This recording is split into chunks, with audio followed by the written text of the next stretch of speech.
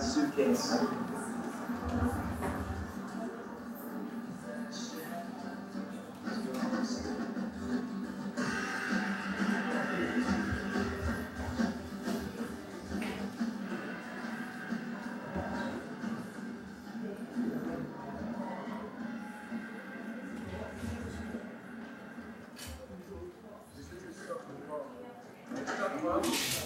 Help me get a job. What? You never been nice to me?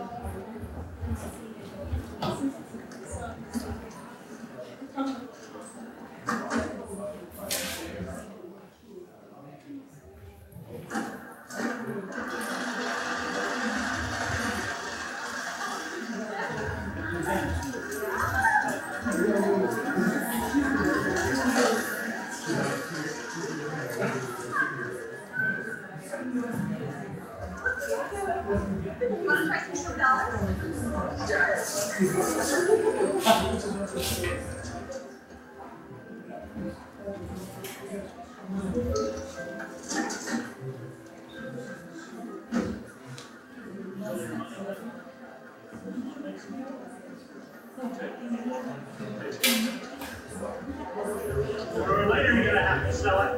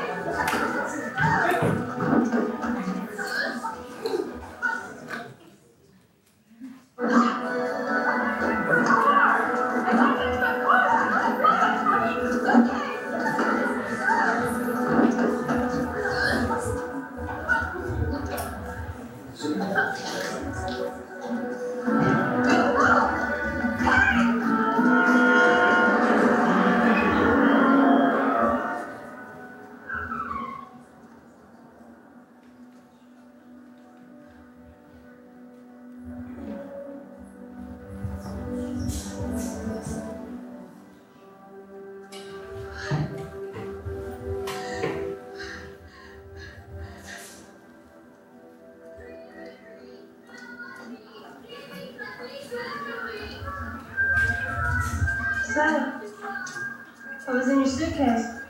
Nothing. Stuff. Nothing I had. I just got here. Welcome to Vegas.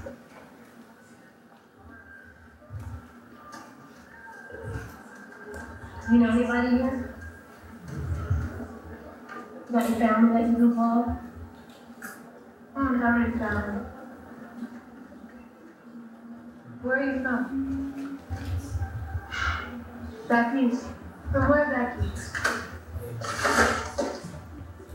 Different places.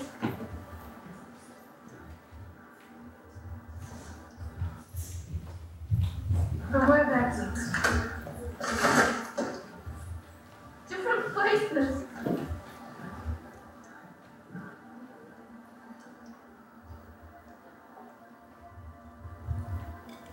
Look, you can stay with me if you need a place to crash. It's not much until you get a job.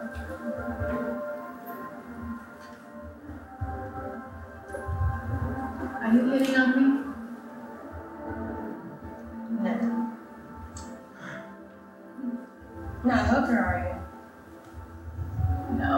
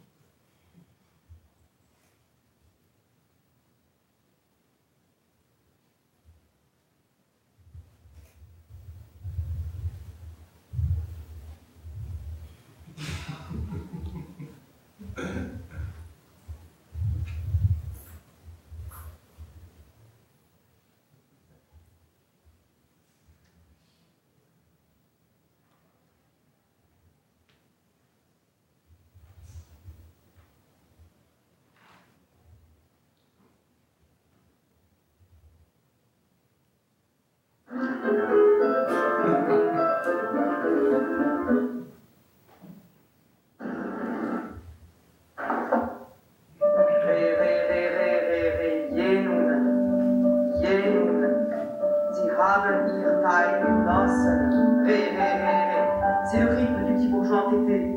Le rafle, vas-y, dors. L'école? Je dis que pour devenir sonneuse, ça fait plus que du talent. Elle t'appelle pas assez? C'est à elle de le savoir. Elle travaille 8 heures par jour. C'est le résultat qui compte dans le chemin, pas les heures. Pour elle, il y a que la musique qui colle, professeur. Regardez-moi.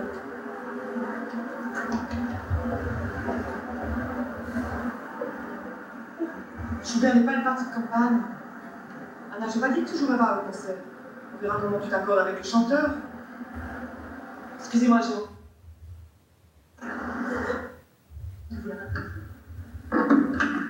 Je viens à peine d'arriver.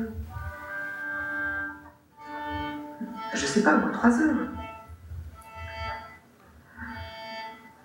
Mais non, s'il te plaît, maman. Eh bien, je prendrai un taxi.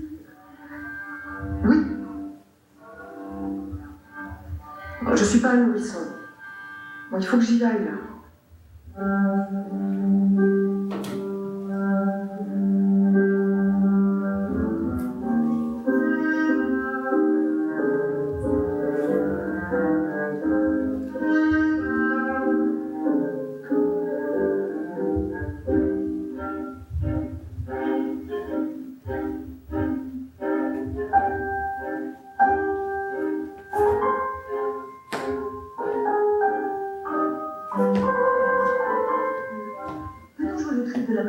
Je commence par la note du haut.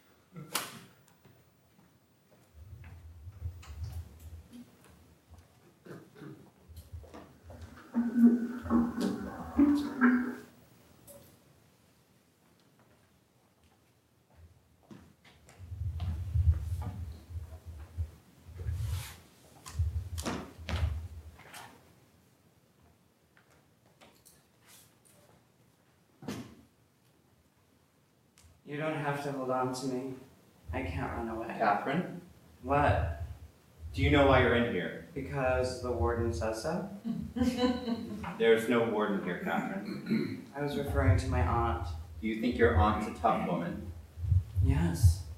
She had a stroke last spring. She'll never admit it. Why is that? Her stroke only affected one side, the left side of her face, but it was disfiguring, and after that, Sebastian couldn't use her.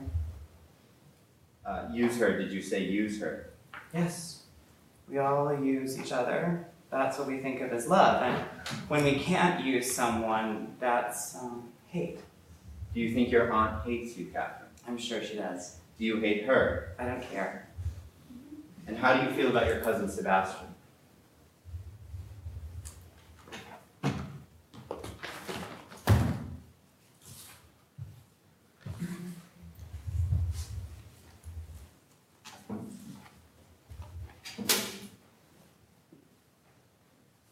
He liked me, and so I loved him. In what way did you love him?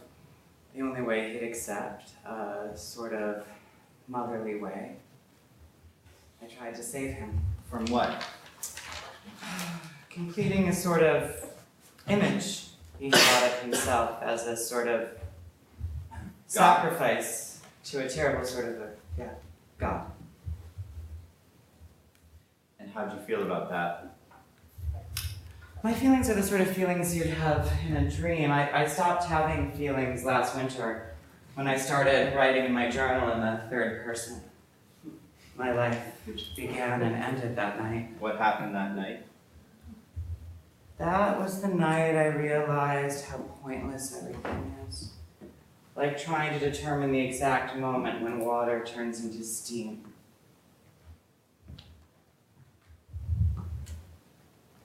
Catherine. What? I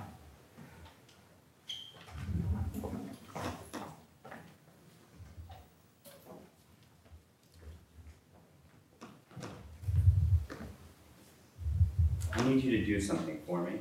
Fine. I need you to tell me the truth. I've never resisted the truth. Sometimes people think they don't, but still do. They say it's at the bottom of a bottomless well, you know? Relax.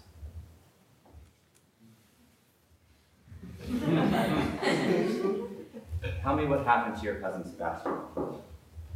Where do I start? Where do you think it starts?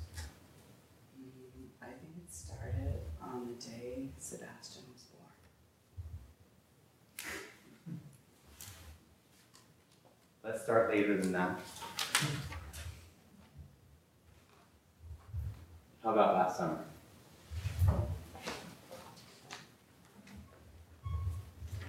Oh. Last summer. Yes, last summer. Last summer, how did it begin? It began with him being kind to me, and he took me far away. He was so affectionate, so sweet and attentive. But then I made the mistake of responding too much to his kindness, of appreciating his kindness more than he wanted me to, and suddenly last summer it stopped. He began to be restless, and Go on. suddenly he wasn't young anymore. And we went to Cabeza de Lobo. It was there that he switched from evenings to the beach. From evening to beach. Yes. Suddenly last summer, cousin Sebastian changed to the afternoons on the beach. And something about that bothered you? Yes. What? He bought me a swimsuit that was made out of a white something, and the water would make it transparent. I didn't want to swim in it, but he dragged me by my hand into the water, and I'd come out looking naked. Why do you think he did that? To attract attention. He wanted you to attract attention to shock you out of your depression. Don't you understand? I was procuring for him. His mother used to do it too. And unconsciously, she didn't know she was procuring for him.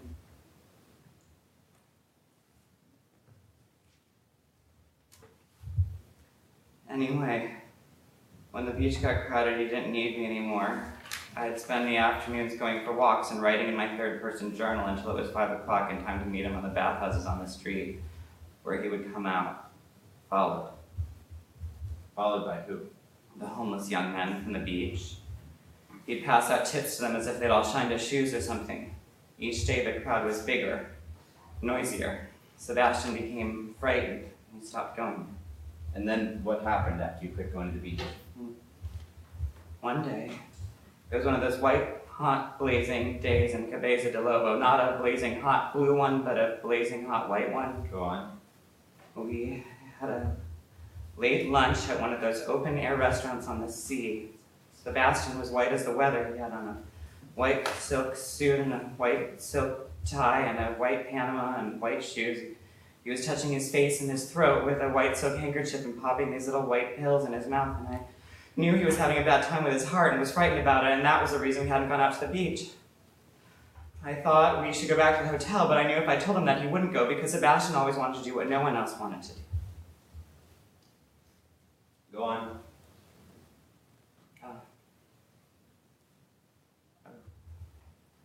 Well, yeah, it was that 5 o'clock lunch at one of those fish places along the harbor between the city and the sea.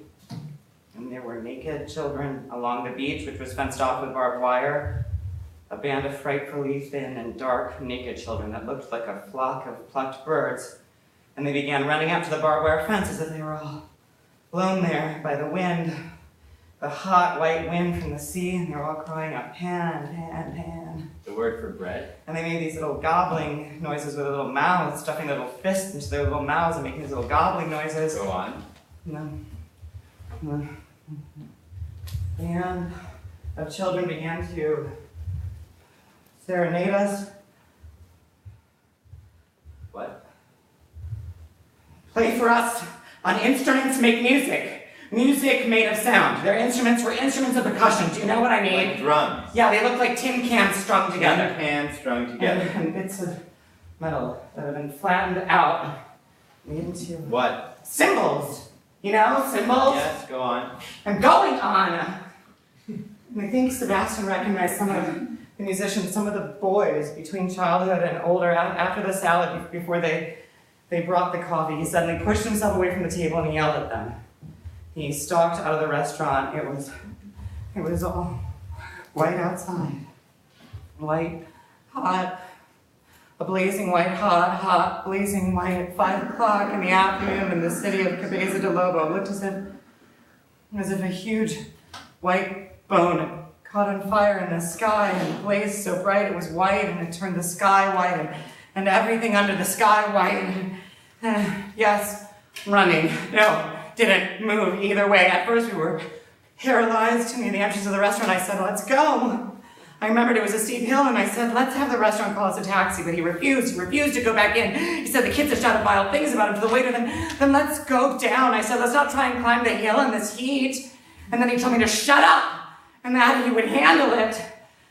And then he started up the steep street with one hand stuck in his jacket, where I knew he was having a pain in his chest, where he walked faster and faster, and the faster he walked, the louder and closer it got. The music from the band, they were following up the blazing white street. The band pursued us up the white street in the sun that was like a great white bone of a giant beast that had caught on fire in the skies. Sebastian screamed, and then the children all screamed at once and seemed to fly in the air. And then I screamed as the flock of plucked little birds overtook him halfway up the hill. People came out of buildings and went back up the hill with me. When we got to where Sebastian had disappeared, he was laying naked against a white wall. And this you won't believe. Nobody has believed it. Nobody could believe it.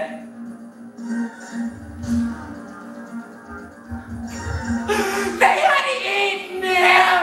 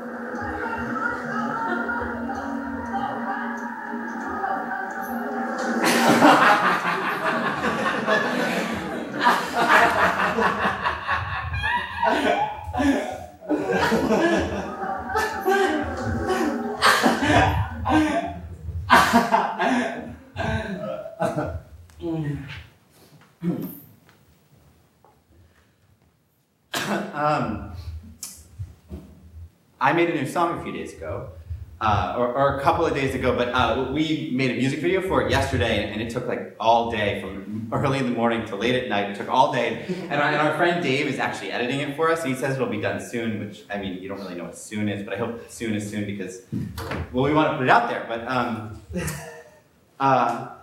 but in the meantime, I just wanted to share that, well, a lot of people ask me how I started rapping. Well, when I was a kid, like, the first time that I ever heard rap music, it was this guy Nas, and I don't know if a lot of you know who Nas is, because he's not that big anymore, but like a friend of mine gave me some of Nas' rap music, and I was like, this is amazing, because I'd never heard any rap music ever, and because my parents didn't let me listen to rap music, so I'd have to sneak it behind their back, and so I would sneak it behind their back, and when they weren't home, I would listen to this like 2-song CD. I mean, it's like one of those CDs that has like 2 songs on it. Yeah, and I mean, I have to say though that like my favorite rap song as a kid was "Dear Mama" by Tupac. I mean, I loved Dear Mama and I loved Changes, and those were really the 2 songs that I would listen to over and over and over again. Yeah, and those are the 2 songs that I listened to over and over again as a kid, basically.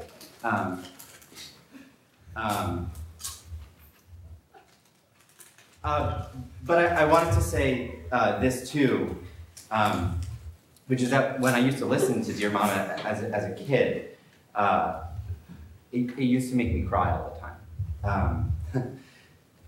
Because, I mean, you know, I know I didn't have as hard of a life as Tupac did, but he talks about how his mom was addicted to drugs, and even though she was addicted to drugs, she did the best that she could, and, you know, it just, you know, I felt like I kind of knew what his struggle was. And so anyways, all you kids out there who have moms who are working hard to provide for you, you have to respect your mom, because if you can learn to respect your mom, you can get a lot accomplished in your life. And when I thought about growing up and becoming a rapper, the thing that I wanted to do most was make a song for my mom. Because I know it wasn't easy for her, but she really did the best that she could with me. Anyways, I'm definitely gonna make that song. And I just wanted to tell all of you kids out there that you really need to respect your mom. And our song will be out soon. That's it.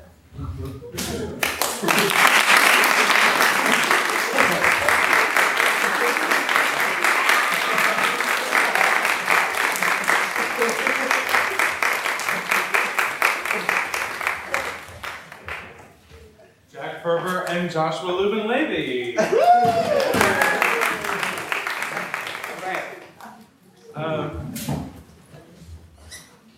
Hello, everyone. I'm Caleb Hammonds. I'm one of the co-curators of the Prelude Festival this year, along with Helen Shaw and Frank Henschker. Thank you so much for coming out tonight, and thank you, Jack and Josh. We're just going to do a quick little chat about what we saw tonight, what you guys are thinking about, what you're working on, where this piece came from, and where it's headed. So I have some thoughts and questions, but I kind of want to go from you. So yeah. There you go. Live Is it on? I'm on. So first of all, I just, if you could start by talking a little bit about your working relationship with each other and the history there, and how that sort of led you to this piece. I'm so sorry, I'm chipped. Okay. Well, Josh, I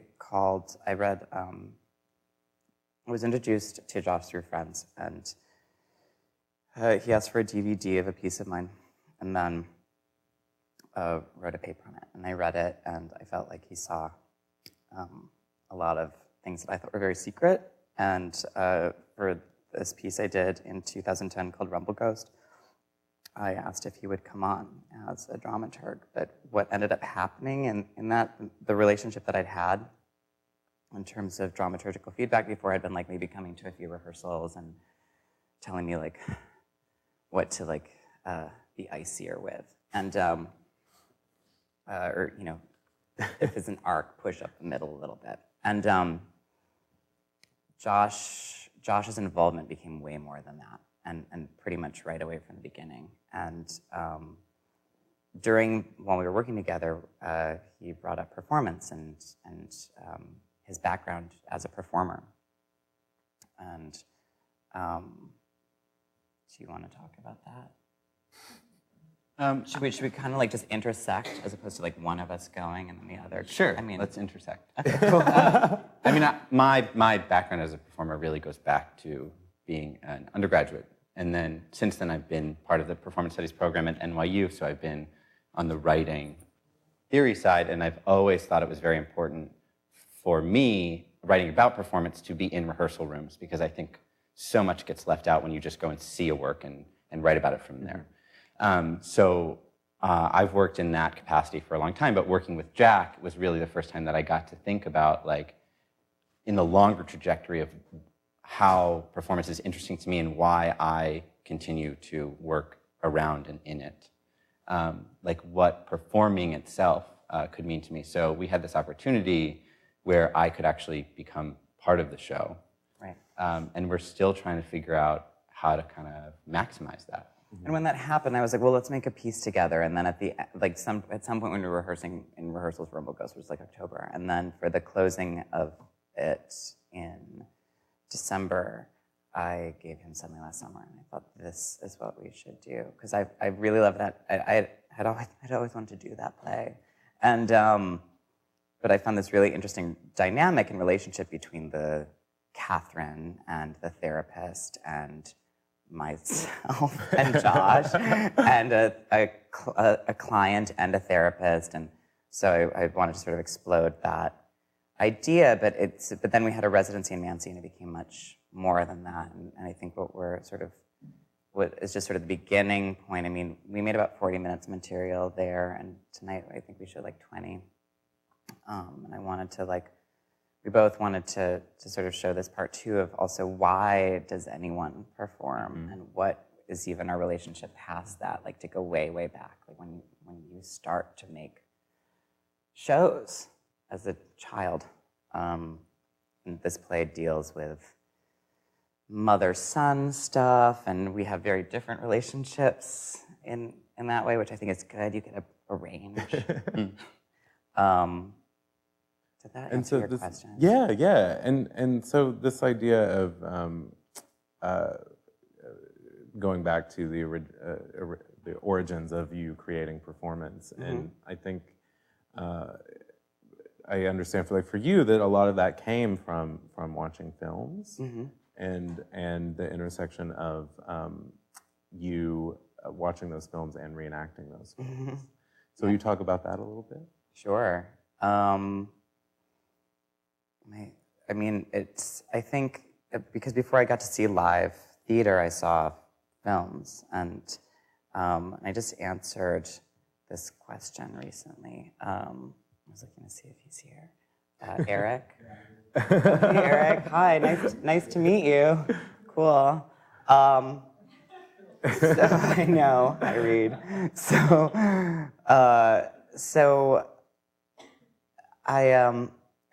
my generation is the first generation to get to do that in the convenience of our homes, that we get to watch films, and then we get to rewind them, and that was new.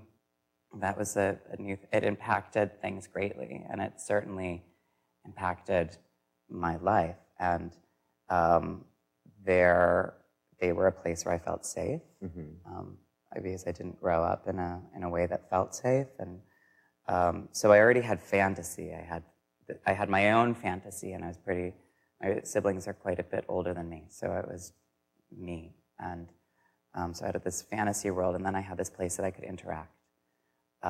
and not only interact, but have some sort of control over, right? Because then I could rewind it, I could rewatch it, I could play one of the parts, and that those could be my friends. And there's comfort in repetition, but then there's the conundrum, which I see a lot in your work, which is that when you watch, if you're repeating a film over and over, it's not really going to change. But then this, when you try to repeat it yourself, that segment that was in Me, Myself, in Two Alike, Two Alike, where you're performing the scene from The Wizard of Oz over and over again, and Return to Oz. Sorry. Return to Oz over and over again, and we see this. It deteriorates in a way. And how does that play into your investigations when you're trying to view or to create work through this lens of film? And well, that changes. I mean, that moment was utilized in a very specific way for that piece. Obviously, my use of repetition in this sketch that you saw is, I don't know who saw Two Alike, but they're very different. Yeah. The breakdown actually comes from out of the text of Williams, as opposed to me reenacting a scene of being Isabelle Huppert. I think that they were chosen in different ways. That I mean, Two Alike, this in the repetition of that scene of these two little girls escaping from an asylum, the repetition of it, just by the sheer force of having to repeat it, strips it down until it actually starts to become real for me. And in that way then mirrored the abuse that I was looking to escape. In this case, I think it's more about trying to inhabit Catherine's world. I mean, this idea of this young woman who's seen her cousin, who she's in love with, be eaten by young boys who he was having sex with. That's a reach for me. So the repetition of, and so I had to find, for me, it's about finding access points to, well, and in what ways, and think about this young woman, and think about her in the South, and what are movies that are like my favorite films, because those are my two favorite films, besides The Bitter Tears of Petra von Kant, which just doesn't really fit in this, that have a real dark quality to them, and yet are these sort of merciless, incredible heroine figures in them. And so the repetition becomes about sort of inhabiting those fractures and fragments of myself into Catherine. I think there's an interesting layer to it, too, in the use of Williams, who was sort of notoriously outspoken about how much he detested the films of his plays.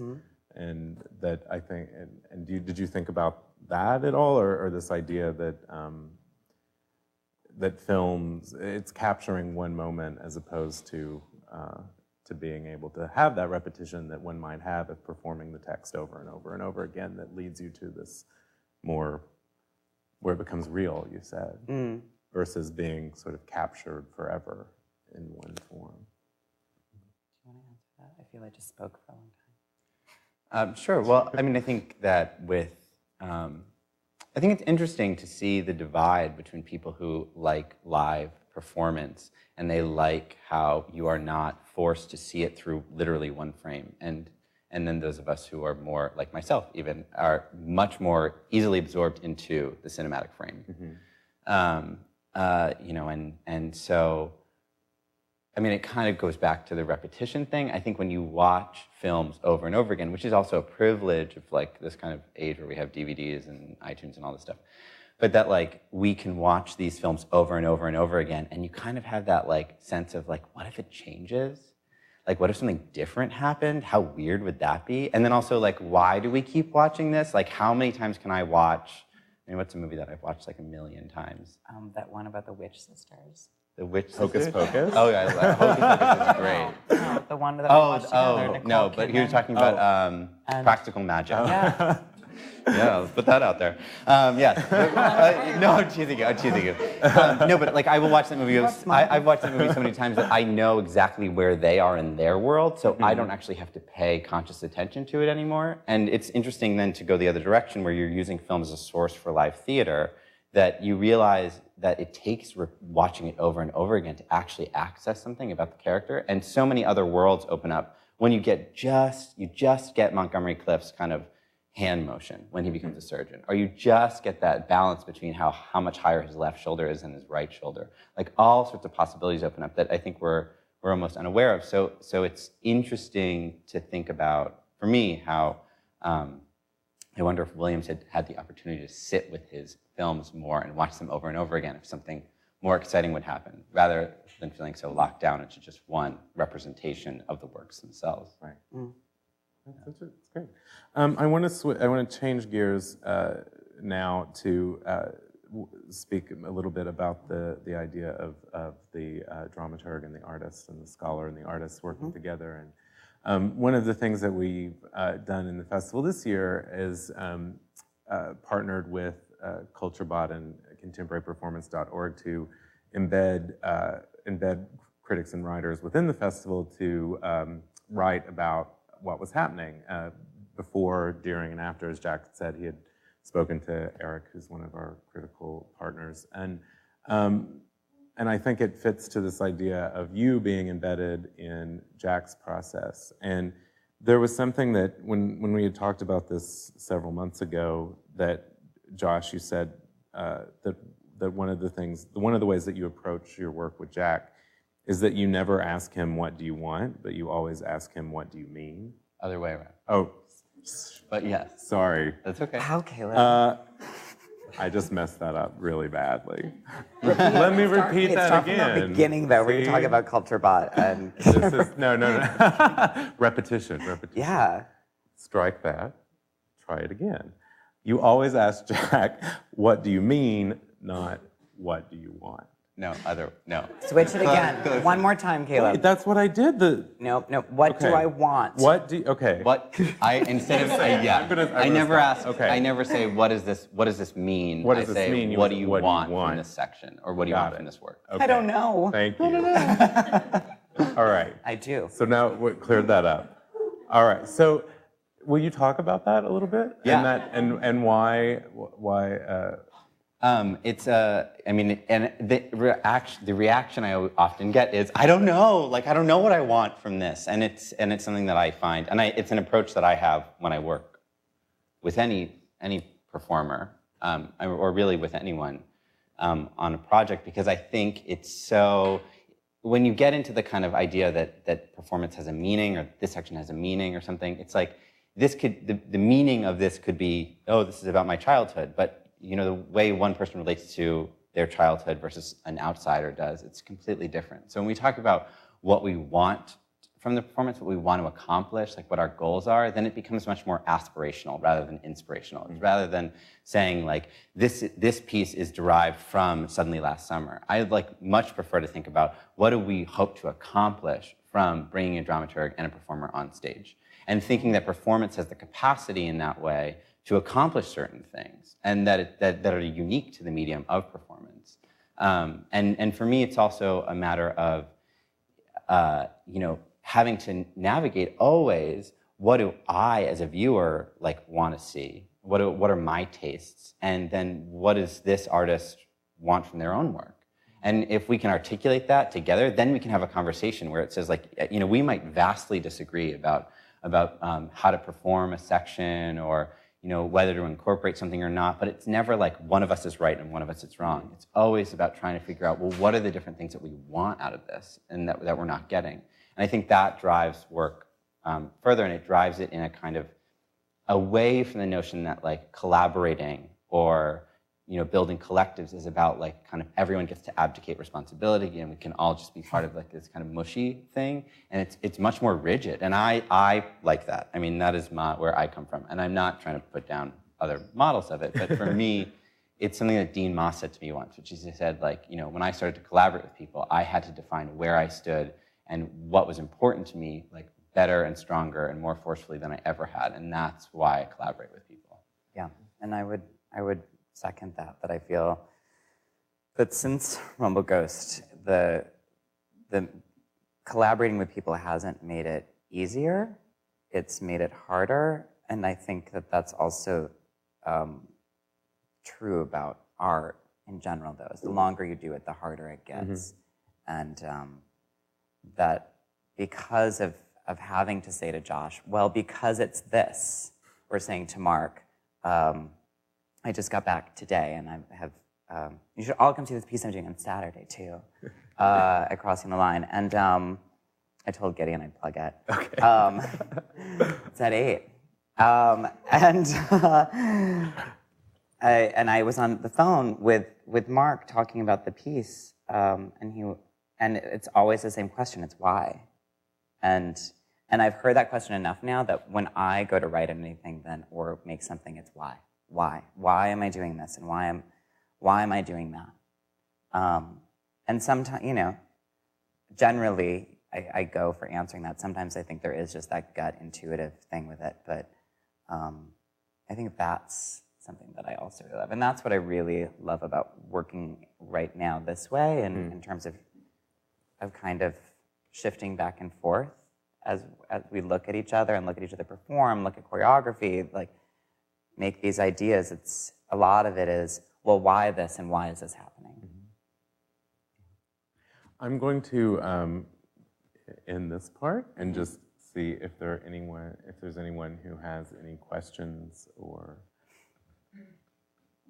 wants to say something. Open it up to the group. What are your questions? The piano teacher? Yeah, the piano teacher. My favorite. She's so incredible. I think this question right. Oh, look. Oh. Yeah. I'm sorry, for this piece? Yeah. For this piece? Definitely talking about the loneliness inside of one who then needs to ask for help, and the various forms that can look like. So to take it from what this relationship began as I am this choreographer, a theater maker. I need you to look at my work because I'm inside of it and tell me what you see. So there we have just this kind of, whatever, who cares about that story?